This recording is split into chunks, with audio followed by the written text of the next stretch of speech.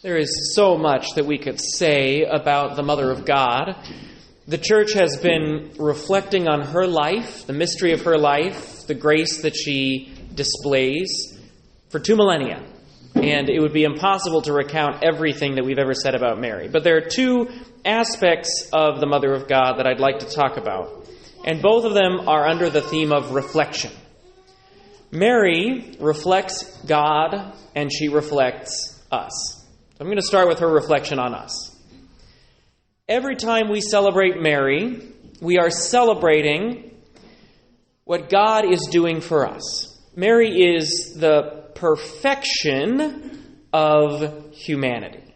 The perfection of humanity. Jesus is both God and man. Mary is just human.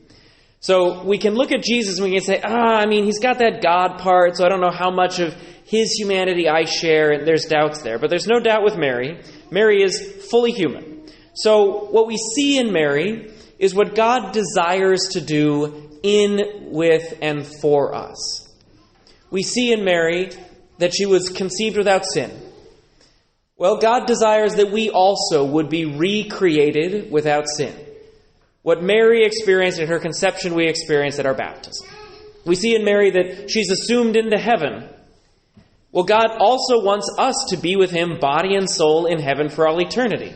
Mary goes before us. She was assumed immediately at the end of her life, whereas we have to wait for the second coming.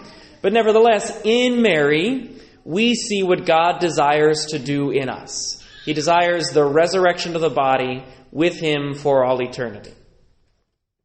In Mary, we see a sinless life. And that's something that God would desire for all of us. Now, we know that we're weak and broken and incapable of that. But nevertheless, Mary serves as our model of where we would like to go. The Church even goes so far as saying she is the first or the best of every category of saint. We say that, for example, she is the Queen of Martyrs. Now, she wasn't killed violently like so many Christians were, but we believe that she was so close to her Son that when she was standing at the foot of the cross, the pain and suffering that she experienced rivaled and surpassed the pain and suffering of any martyr. So she's the Queen of Martyrs. She's the Queen of Apostles. She's the Queen of Virgins. She's the Queen of Mothers. She is the first in all of these categories because in Mary we see the first and the best example of what God wishes to do in each and all of us. Whatever you're focused on in your Christian life, whatever category you're trying to live out, Mary is the exemplar. She is the one that we can look to say, okay, that's where I'm headed.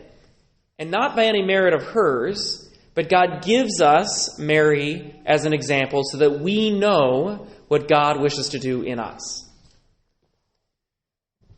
Now, Mary reflects us. She also reflects God. She also reflects her Son. Anytime we celebrate Mary, that is a celebration of her Son, Jesus Christ. The first major Marian dogma we have comes from the Council of Ephesus in the 400s AD, where the Church determines that we can in fact call Mary the Mother of God. And it's not because we were just so in love with Mary we wanted to give her special titles. There was that. There was certainly devotion to Mary from the beginning. But it's because by saying that Mary is the Mother of God, we recognize and solidify that Jesus is both God and man. Every time we celebrate Mary, we celebrate something about the Lord.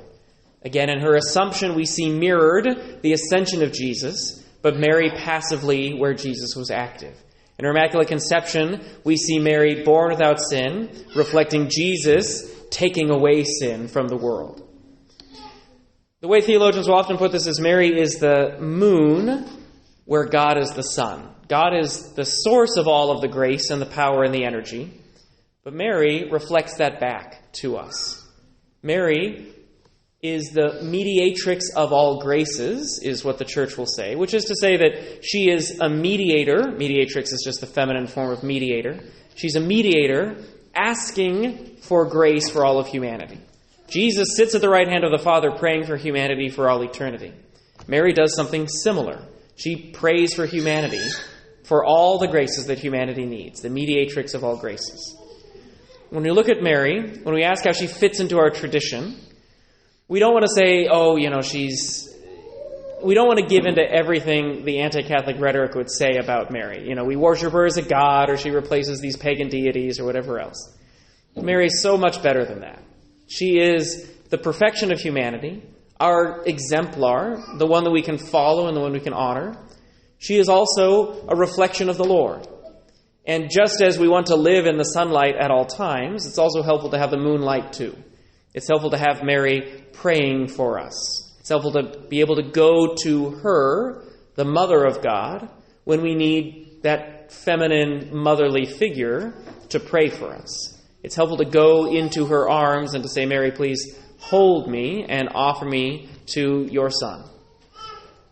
Mary is important because of what she tells us about us and what she tells us about the Lord.